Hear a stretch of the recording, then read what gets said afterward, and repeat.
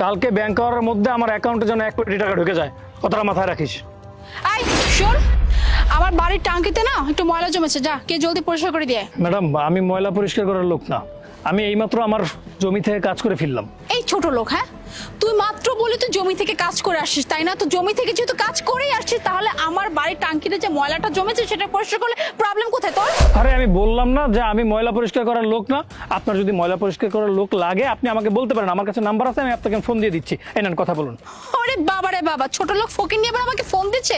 আর তুই কি ভাবছিস তোর হাতে এরকম একটা সস্তা ফোন যেটার দাম সর্বোচ্চ 4 থেকে 5,000 টাকা, সেই ফোন দিয়ে আমি ফোন করব? দেখ আমার হাতে না দামি একটা ফোন আছে, লাখ টাকা দামের ফোন, আর তুই কিনা ভাবছিস তোর ফোন থেকে আমি কল করব? আমার যদি অন্য কাউকে দিয়ে এই কাজটা করানোর দরকার ছিল তাহলে আমি অন্য কাউকে কল করতাম, বাট আমি তোকে দিয়ে কাজটা করবো। তাই বলছি টাইম নষ্ট না করে যা গিয়ে পরিষ্কার কর, জলদি যা। আরে ম্যাডাম, আমি বলতেছি না যে আমি ময়লা পরিষ্কার করার লোক না। আপনি যদি ময়লা পরিষ্কার করার লোক লাগে আমি ফোন দিচ্ছি, আমার কাছে নাম্বার আছে, আপনি কথা বলে নেন। আচ্ছা তুই কি ভাবছিস আমি তোকে ফ্রি কাজ করব?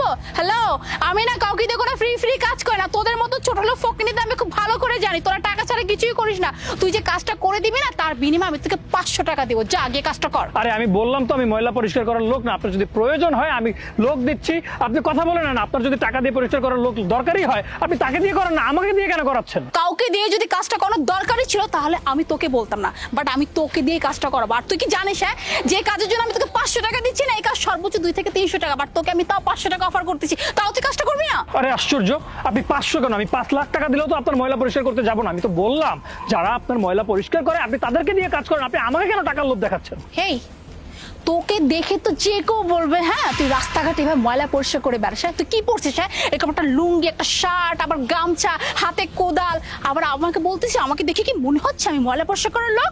ও আচ্ছা, আপনি আমার পোশাক দেখে আমাকে বিচার করছেন তাই তো? আপনি যদি আমার পরিচয় জানেন তাহলে আপনার মাথা ঘুরে যাবে। ছোট লোক ফকির নিয়ে আবার বলতেছে আমার পরিচয় যদি জানেন তাহলে আপনার পা থেকে মাটি সরে যাবে। এই তুই জানো স্যার আমি কে? আমার সম্পর্কে তোর কোনো আইডিয়া আছে? আমি না আপনাকে খুব ভালো করেই চিনতে পারছি।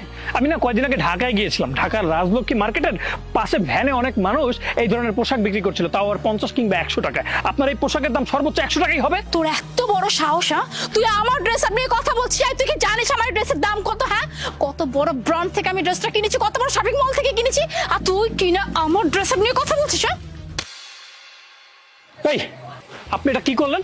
আপনি আমার গায়ে হাত তুললেন। আমি আপনার সাথে ভদ্রভাবে কথা বলছি আর আপনি আমার গায়ে হাত তুলছেন। আমিও চাইলে আপনার গায়ে হাত তুলতে পারতাম। কি বললি তুই? হ্যাঁ, তোর এত বড় সাহস হ্যাঁ? তুই আমার গায়ে হাত তুলবি? তুই জানো স্যার তুই যদি আমার গায়ে হাত তুলিস তোর অবস্থা কতটা খারাপ হয়ে যাবে? আমি ভদ্রভাবে কথা বলছিলাম, আপনি শুনছিলেন না। এখন মনে হচ্ছে আপনাকে একটা শিক্ষা দিতেই হবে।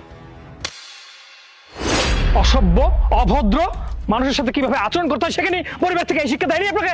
তুই কাজটা ঠিক করলি না। হ্যাঁ, তোকে আমি বলেছিলাম যে আমার গায়ে যদি তুই হাত দিস না তাহলে তোর এই হাত হয়তো বা তোর সাথে থাকবে না। দাঁড়া, তোকে না আমি এখন দেখাচ্ছি মজা। আর তোকে আমি বললাম না যে আমি কে এটা জানলে তোর অবস্থা খারাপ হয়ে যাবে।